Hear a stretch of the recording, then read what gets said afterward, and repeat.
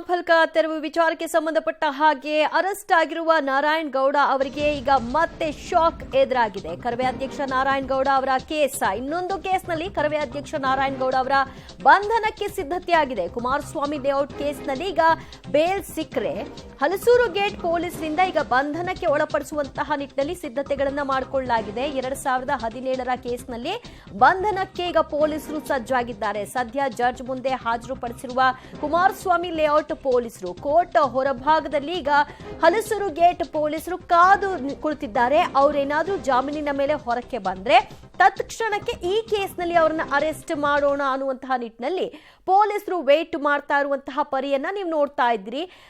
Judge ಮುಂದೆ ಈಗ ಅವರನ್ನ ಹಾಜರುಪಡಿಸಲಾಗಿದೆ. ಅವರ ಜಾಮೀನು ಅರ್ಜಿಯ ವಿಚಾರಣೆ ಆರಂಭಗೊಂಡಿದೆ. ಅವರ ಅನಾರೋಗ್ಯ ಹಿನ್ನೆಲೆಯಲ್ಲಿ ಅವರಿಗೆ ಜಾಮೀನು ಕೊಡಬೇಕು ಅನ್ನುವಂತಹ ನಿಟ್ಟಿನಲ್ಲಿ ಜಡ್ಜ್ ಮುಂದೆ ಒಂದು ವಾದವನ್ನು ಕೂಡ ಇಡಲಾಗ್ತಾ ಇದೆ. ಇದೆಲ್ಲವನ್ನು ಕೂಡ ಪರಿಗಣಿಸಿ ಅವರಿಗೆ ಜಾಮೀನು ಸಿಕ್ಕ ನಂತರದಲ್ಲಿ ಅವರನ್ನ ಬಂಧನಕ್ಕೆ ಮತ್ತೆ ಒಳಪಡಿಸಬೇಕು ಅನ್ನೋದು ಪೊಲೀಸರ ಒಂದು ನಿರ್ಧಾರ ಇದ್ದ ಹಾಗೆ ಕಾಣಿಸ್ತಾ ಇದೆ. ಆ ಕಾರಣಕ್ಕಾಗಿ 2017ರ ಹಳೆಯ ಕೇಸ್ನನ್ನ ಇಟ್ಕೊಂಡು ಮತ್ತೆ ನಾರಾಯಣ್ ಗೌಡ ಅವರನ್ನ ಬಂಧನಕ್ಕೆ ಒಳಪಡಿಸಬೇಕು ಅಂತ ವೇಟ್ ಮಾಡ್ತಾ ಇದ್ದಾರೆ ಪೊಲೀಸರು. ಜಡ್ಜ್ ಮುಂದೆ ಹಾಜರುಪಡಿಸಲಾಗಿದೆ. ಕುಮಾರಸ್ವಾಮಿ ಲೇಔಟ್ ಪೊಲೀಸರು ಅವರನ್ನ ಹಾಜರುಪಡಿಸಿದ್ದಾರೆ.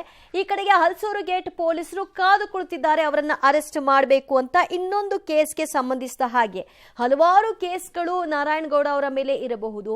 ಆದ್ರೆ ಈಗ ಈ ಕೇಸ್ನ 2017ರ ಕೇಸನ್ನ ಈಗ ಯಾಕೆ ಬಂಧನಕ್ಕೆ ಒಳಪಡಿಸಬೇಕು ಅನ್ನುವಂತಹ ಪ್ರಶ್ನೆಯೂ ಕೂಡ ಇಲ್ಲಿ ಮೂಡುತ್ತೆ. ಅವ್ರನ್ನ ಬಂಧನದಲ್ಲೇ ಇಡಬೇಕು ಅನ್ನುವಂತಹ ನಿರ್ಧಾರವನ್ನೇನಾದ್ರೂ ಪೊಲೀಸರು ಮಾಡಿದ್ದಾರಾ? ಆ ಕಾರಣಕ್ಕೆ ಹಳೆಯ ಕೇಸನ್ನ ಈಗ ಕೆದಕೋ ಮೂಲಕವಾಗಿ ಅವ್ರನ್ನ ಅರೆಸ್ಟ್ ಮಾಡೋ ಪ್ರಯತ್ನಕ್ಕೆ ಸಿದ್ಧತೆಗಳು ಆಗಿದೆಯಾ ಅನ್ನೋ ಅನುಮಾನ.